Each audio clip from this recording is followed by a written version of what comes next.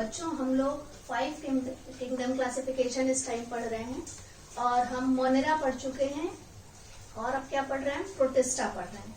Protista में भी chrysophytes हमने आपको बताया था CDEMP, C फॉर क्राइसोफाइट्स पढ़ चुके हैं। अब डायनोफ्लैजेलेट और यूग्लिनोइड्स आज हम इसके बारे में आपको बताने जा रहे हैं।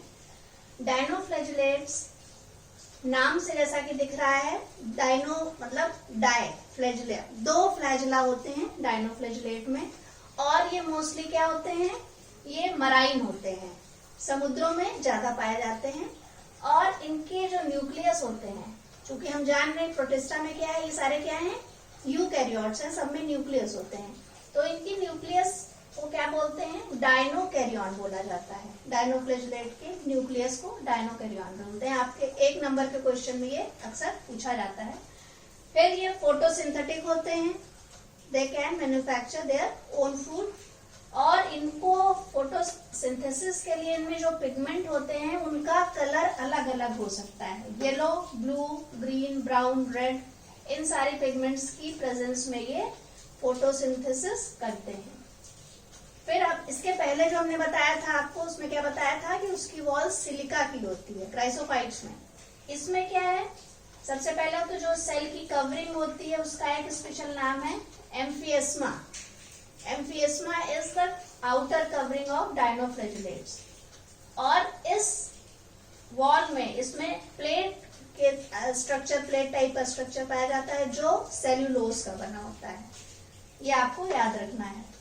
फिर जैसा कि हमने बताया 2 फ्लैजिला तो होते हैं और इनमें फ्लैजिला जो है वो एक लॉन्गिट्यूजनल होता है और दूसरा ट्रांसवर्स होता है। 90 डिग्री पे ये दोनों इस तरह से अरेंज होते हैं, तो इनका अरेंजमेंट 2 फ्लैजिला का स्पेशली ये होता है, ये स्पेशल है। फिर एक टर्म आता है डायनोफ्लैजेलेट्स के साथ, रेप्टाइल्स। ये समुद्र में रहते हैं, मराइन ऑर्गेनिज्म है, हमने बताया आपको। तो ये क्या करते हैं, जो जहां पे समुद्र में ज्यादा इनका मटेरियल, फूड मटेरियल ज्यादा होता है या सैलिनिटी ज्यादा होती है, उस जगह पे ये बहुत तेजी से मल्टीप्लाई करने लगते हैं, इनके नंबर बढ़ने लगते हैं और इनके नंबर बढ़ने का परिणाम क्या होता है, उसके लिए एक एग्जाम्पल है गोनियोलैक्स, ये स्पेशली इसके लिए आता है।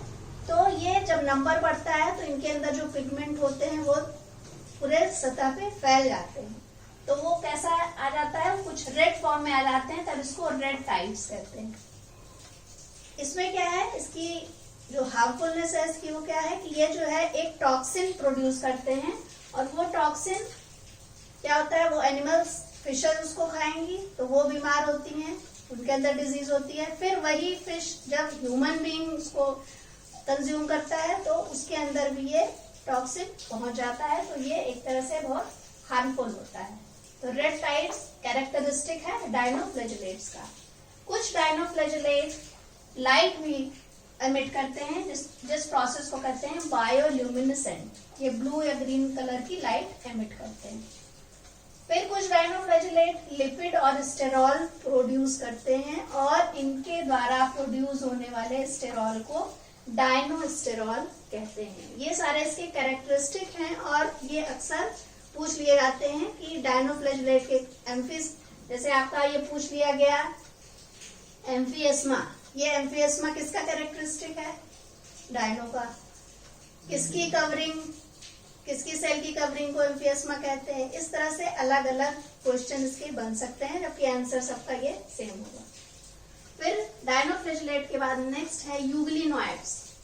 यूग्लिनोइड्स में अब हमने यहाँ पे बताया था मराइन मेनली होते हैं, ये फ्रेश वाटर है, ये फ्रेश वाटर एनिमल्स हैं और ये क्या करते हैं, स्टैग्नेंट, ठहरे हुए पानी में मोस्टली ये पाए जाते हैं, रनिंग वाटर में नहीं पाए जाते। और इनकी बॉडी वॉल, जैसे यहाँ पे सेल्यूलोज हमने बताया था, इनकी बॉडी वॉल प्रोटीन की कवरिंग से ढकी होती है और उसका एक स्पेशल नाम है, उसको कहते हैं पेलिकल। पेलिकल के द्वारा यूग्लिनोइड्स की बॉडी कवर्ड रहती है।